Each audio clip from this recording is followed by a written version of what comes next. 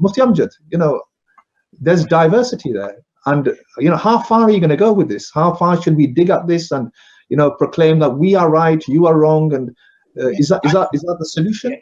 No, I don't think that's a way forward. And I don't think those colleagues of mine that I work with take that as a way forward. You ask the question in a way, not that we're looking for anyone to blame, but who should take responsibility for this situation? Yeah. Well, obviously the ulama should take responsibility for the situation, because arguably speaking, it's the ulama that's brought it about. It's the ulama who should be having private conversations, and those private conversations should be had, and those matters should be taken forward. The only problem that you have in those kind of discussions, if something is blatantly wrong, and I appreciate you saying that people of knowledge who've adopted other positions, if they actually were to look at the data, I would not believe for a second that they would accept that position. It's really now become sadly a more begrudgingly, or rather, I'm going to accept this position irrespective now, because it's turned a little bit kichre, as we call it. It's got a little bit messy. So for that result, I don't think people will move instantaneously. There is a momentum there. There is a desire there. And that's only happened because of education of the masses. Go back 10, 20 years and, no one would be that much interested. But now people are becoming well aware. People know how timetables are formed. People got access to the HMNA website themselves. They can check things for themselves. They're not, we've got to differentiate between the non-specialist army and the village chap that that we may be sort of looking at. People are educated, they've got degrees, they're qualified individuals, intelligent people, so they can easily find this information themselves. So when they start to see the data, for example, when I wrote a paper on this particular topic, and I came from I come from a scientific background, and I carried it out in a scientific way. I wasn't biased towards any particular area. The data speaks for itself, and that paper, I think someone has asked the question. The paper is available from our IRTIS website, and you'll see quite clearly there the rationale behind why it's a problem. There's no doubt about it whatsoever. And these individuals within the country, as I said, I don't really want to go down the country road, because but I don't really want to go down labeling one particular country and saying this country is fantastic, this country is that, because I think the issue isn't that. The issue is that the masjids that make us, let's look at the line of responsibility. It's the masjids who make the announcement for Eid. It's not let's not blame anyone. The masjid says tomorrow is Eid. The masjid says tomorrow is Ramadan. They need to be asked the questions by the masjid committees. Who are you following to? That gives you a declaration that this is the actual month. Accountability, we blame masjid committees for X, Y, and Z, but when it comes to accountability, it's the community's responsibility to hold masjids to account, to make sure that things are done properly. These are public institutes. They're not private institutes as such. They're public. They're places of worship. So we should ask the question, look, you're making a declaration tomorrow. Why? If they say, oh, well, we're doing it by Saudi, they're doing it by whatever. So what's the process? How is the method that this is reached to? What's the process that's used? So once you start asking that question, then you say, how is this information, for example, how is this information coming to you? Do you have a muahad in place? Do you have some kind of agreement in place? Do you have, what's the process that one qadi is giving his qada, he's giving his judgment to another qadi in another country? What do the books of fiqh say about this? What's the process? We can't just cast the books of fiqh to one side. We have to apply that. Sadly, what we tend to find is we're very academic with our books of fiqh, but our practical application of our books of fiqh is a miss. So the responsibility rests amongst the ulama. Upon the general public, they need to be educated. They need to educate themselves as to what the process is. We have the question of unity, and I've delivered the program, as Shaykh mentioned, to 2 masjids just recently.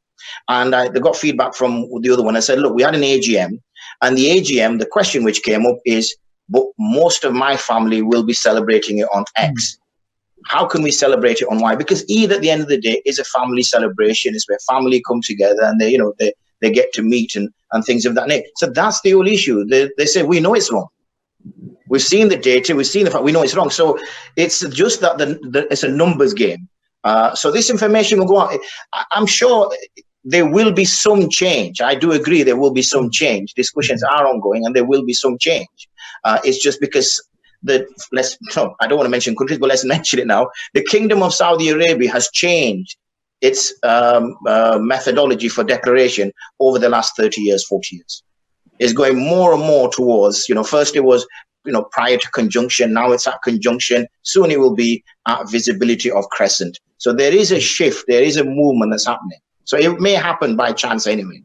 And until we get to a situation where there is more unanimity in a final decision, we're still going through that journey, aren't we, at the moment? And it's causing a lot of conflict in people's homes, quite serious conflict.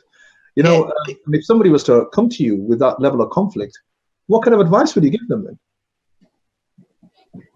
Well, the question which comes up is that they've got to be happy with the declaration that they're making. Contentment in terms of what they're following.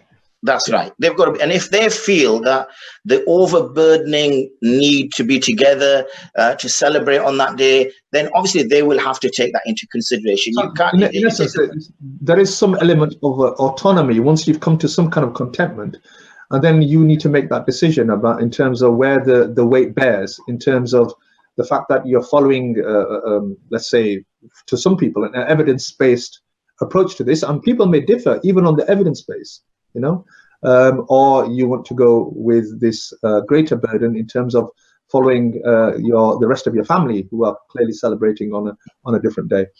Okay, we're happy to receive questions from the the attendees. Anybody who has specific questions related to this issue. Just whilst we're waiting there, just on the back of that, there is no data or no research paper written in the UK which supports any other position that's been discussed. Because when I carried out that paper, I did a literature review.